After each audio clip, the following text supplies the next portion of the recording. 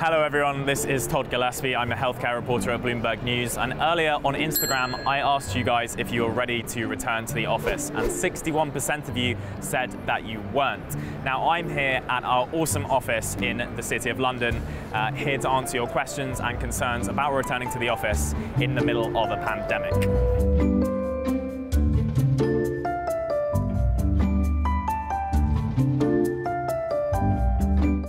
Will I have to be tested or vaccinated before going back to the office? Now, neither of these things is something you should be afraid of if your employer starts recommending them or enforcing them, and is a really good way to make sure that you and your colleagues are safe in the office, especially where the virus can spread in an open plan office space. JP Morgan CEO Jamie Dimon has said that he's preferring to use a carrots approach, trying to encourage his employees to get fully vaccinated, but won't be forcing them to do so.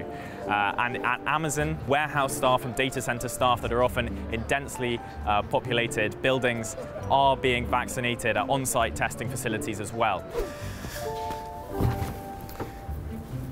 Well, I'm back at my desk now, and another question that you guys asked a lot was how safe is it to go back to offices? So remember that lots of businesses are putting in place extra cleaning, extra testing, and making sure that their staff get vaccinated. Also, remember that this virus is airborne, and the chances of catching it from dirty surfaces are still pretty low relative to catching it through airborne transmission, especially if you're in an open plan modern office that you're wearing a mask when you're moving around, and make sure that the office is as ventilated as it can be. Because even before COVID, people working in spaces that were open plan took 62% more sick leave than those who worked in private offices. Now, another question I got was from a lot of you who said, my mental health is better, I'm more productive when I'm working from home, so why do I need to go in? And that's a fair point. But for a lot of people, their mental health has been worse while they've been working from home during the pandemic. So more than 2/3 of people who were surveyed by the Royal Society for Public Health in the UK said that they felt more disconnected from their colleagues since they've been working from home. And more than half of them said that they find it harder to switch off. And remember that mental health isn't the same for everybody. It really depends on the circumstances, where you live, how much space you have, and whether you've got family to look after. How and where can I find a job that means I can stay working from home forever? Now, Twitter is one of those places. It's told its employees that they can stay working from home forever if they want to.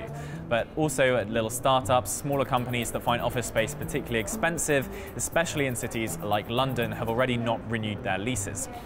Also remember that working from home longer term might not necessarily be exactly what you want. You might find that learning opportunities wane, and it's also shown that people have been working on average 3 hours more per day during the pandemic in the US while they've been working from home. So that time that you might have otherwise been commuting, you might actually just be using that to work even longer hours, and that might not be as fun and flexible as you think.